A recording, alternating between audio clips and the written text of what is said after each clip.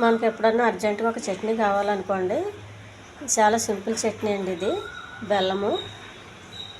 బెల్లం, కొబ్బరి, పుదీనా, ఉప్పు, పచ్చిమిర్చి. దీనికి మనం ఏమి చేసే పని లేదండి. ఒక మిక్సీ జార్ తీసుకోవాలి.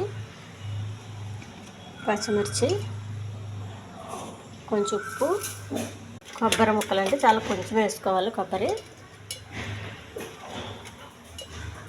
బెల్లం మిక్సీ వేసుకోవాలి.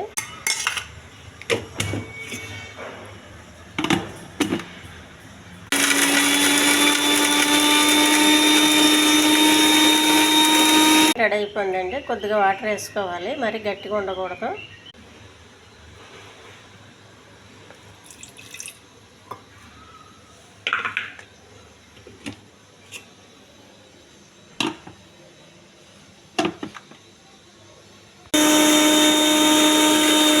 గిన్నెలోకి తీసుకోవాలండి.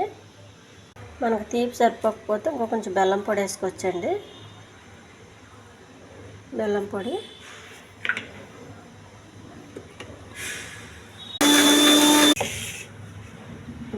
వేసాను.